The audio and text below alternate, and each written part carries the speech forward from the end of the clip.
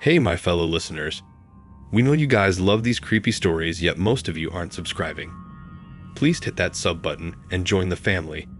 Hit the bell icon so you never miss another video. You'll also be supporting me. Thank you.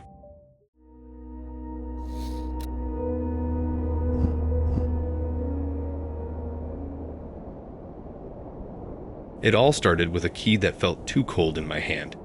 A heavy brass thing that looked like it should open a dungeon door, instead of a third-floor walk-up in a building that seemed to sigh every time the wind blew.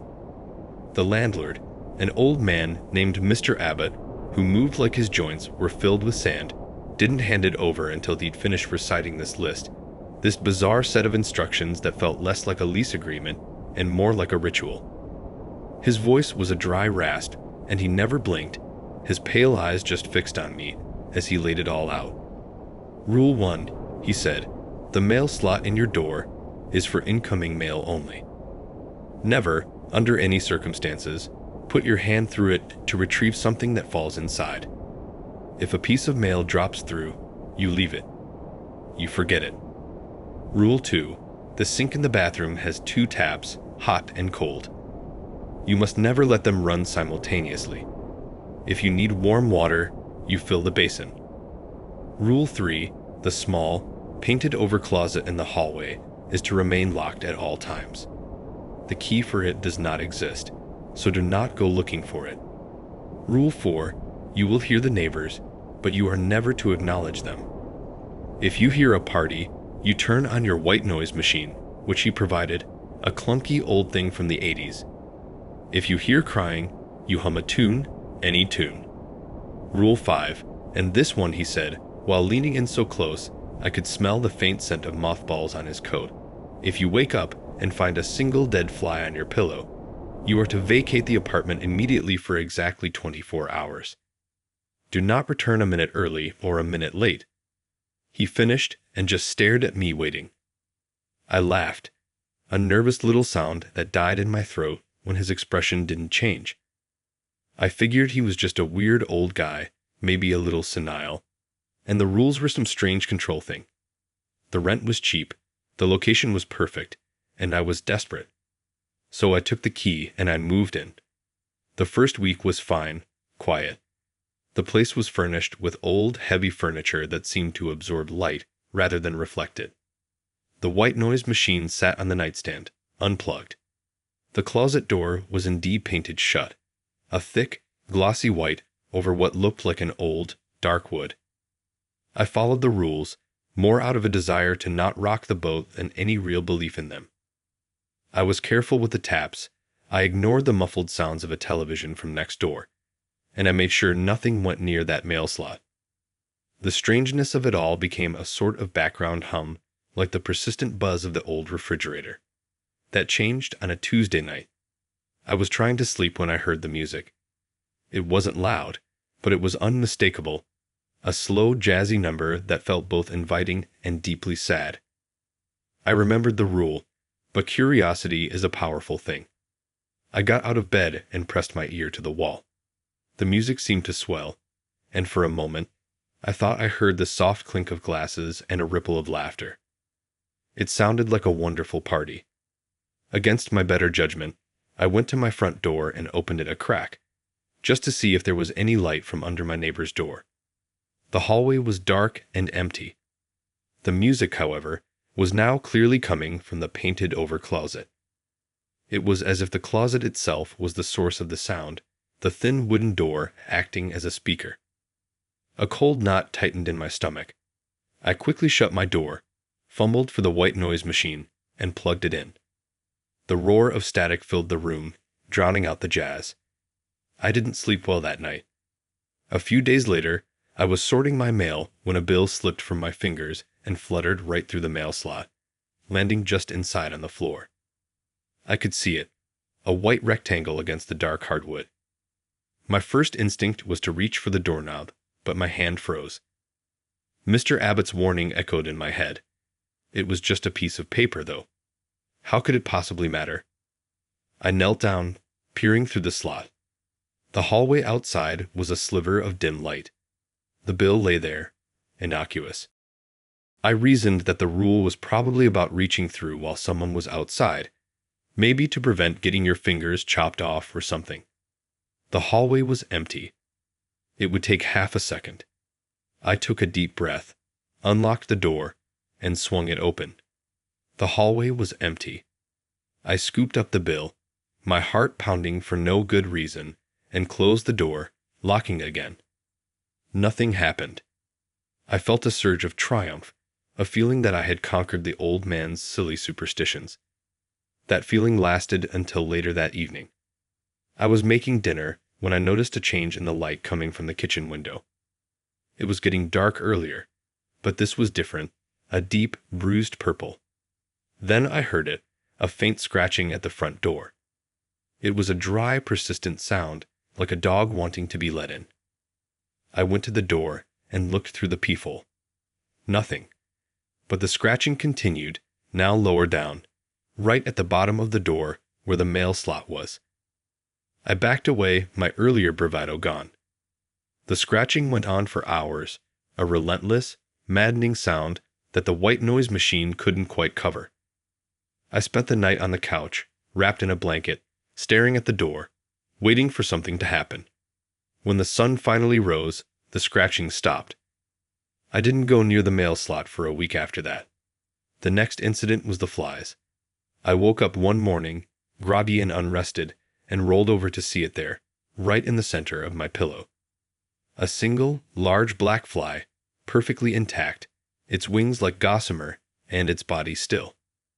My blood ran cold. The rule flashed in my mind. Vacate the apartment for 24 hours. It was a weekday. I had work to do. The whole thing was insane. But the memory of the scratching at the door was too fresh. I got dressed in a hurry, grabbed my laptop bag and a change of clothes, and practically ran out of the building. I spent the day in a coffee shop, trying to work, but mostly just staring at the clock. What was the point of this rule? What could possibly happen if I stayed? The not knowing was the worst part. It gave my imagination free rein to conjure up all sorts of horrors. I checked into a cheap motel that night, the kind with sticky carpets and the smell of stale cigarettes. I didn't sleep. I just watched the digital numbers on the clock radio change, minute by agonizing minute.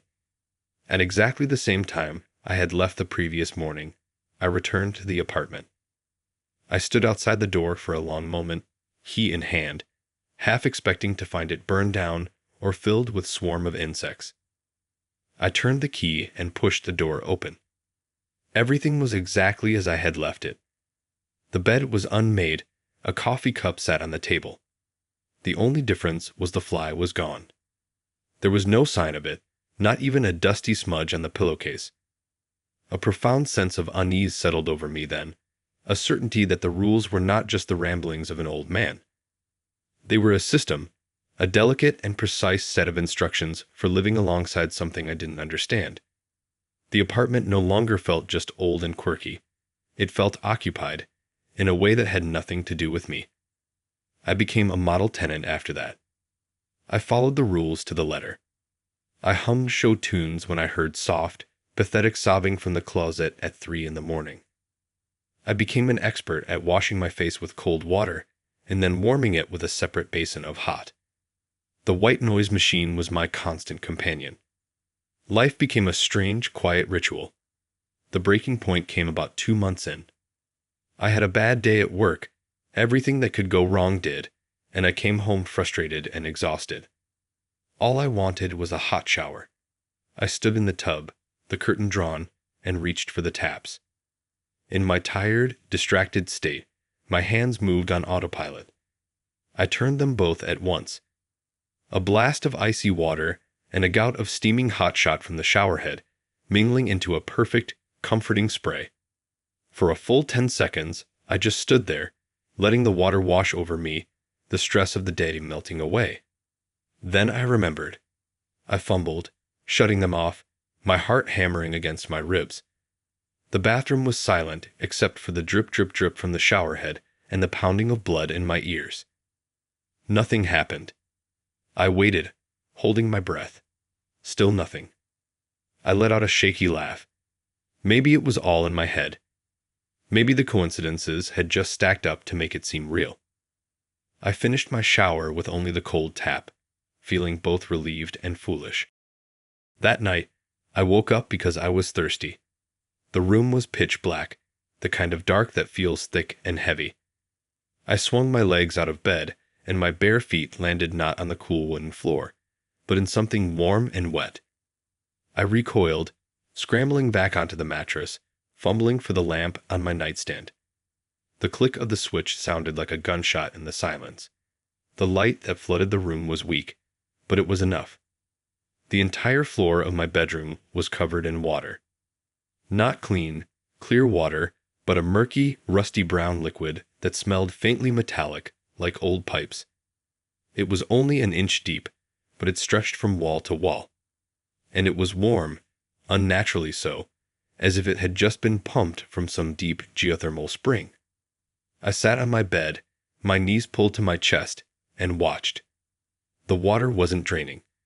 It just sat there, perfectly level, not seeping into the floorboards at all.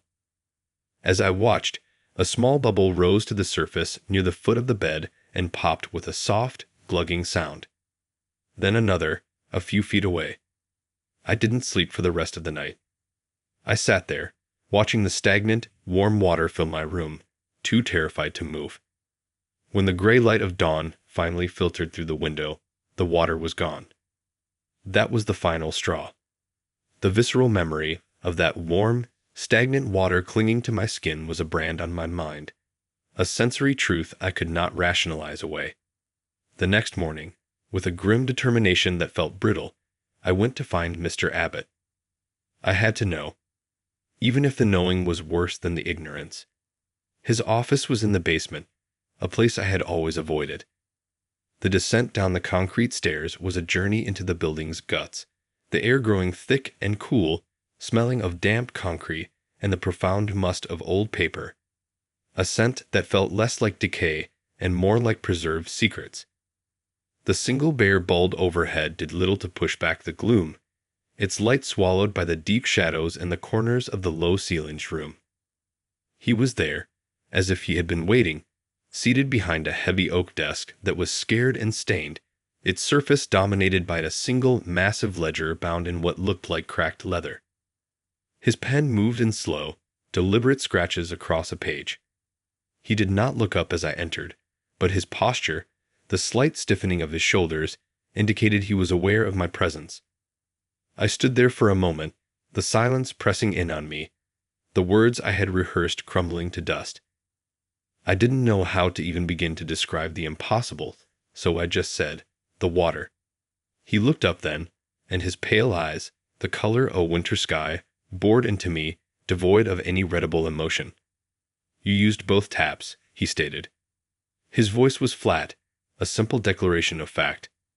It wasn't a question, and the certainty in it was more frightening than any accusation. I nodded, my throat so tight I could barely swallow.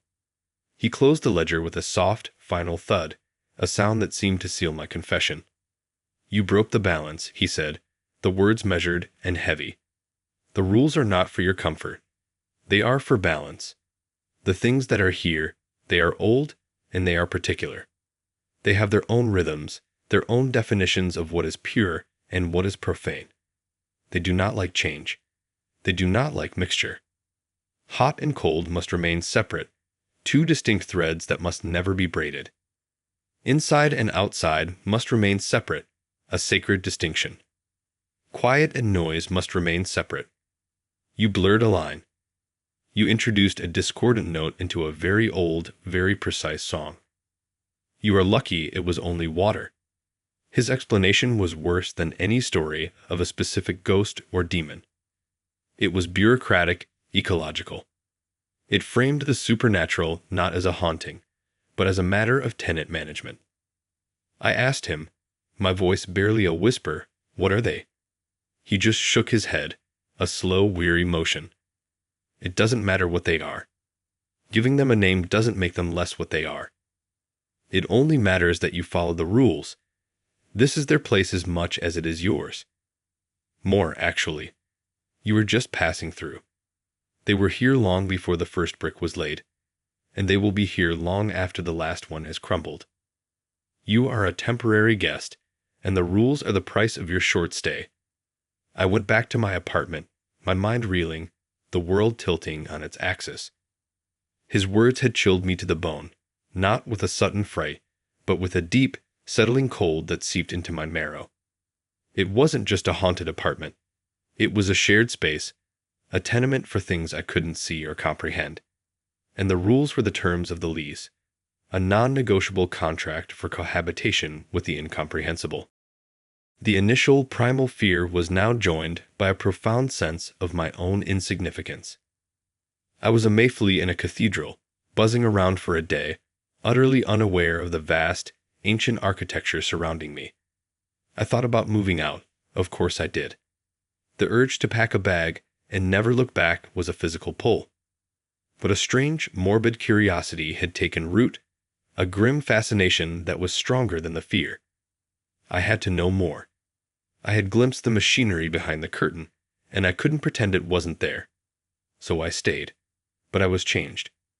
I started observing, not just following the rules with robotic obedience, but trying to understand the underlying logic, the alien philosophy that governed this place. The mail slot, I reasoned, was a defined boundary, a liminal space between the inside and the outside. My reaching through it was an invasion, a transgression of a border that was not meant to be crossed from this side. It was a violation of territory. The simultaneous taps were a forced union of opposites, the creation of an impurity, a muddying of clear categories that whatever was here found abhorrent. It was a philosophical sin. The closet was a sealed container, a prison or a sanctuary for something that should not be let out, its lock a promise that must never be broken. The dead fly was a warning system, a biological marker indicating that the environment was about to undergo a shift, becoming hostile or simply incompatible with a living, breathing human occupant. It was an eviction notice for our own good. The neighbors were not people in other apartments. The neighbors were the phenomena themselves. The music, the crying, the laughter. These were not echoes of past events, but the present tense activities of my unseen co-tenants. I was living in the interstitial spaces of their existence, the quiet moments between their movements. This newfound knowledge didn't make me feel safer. It made everything feel infinitely more precarious. Every floorboard creak was not just a sound, but a potential reaction. Every shift in the quality of the light from the window was a mood. The building was no longer just a structure of wood and plaster.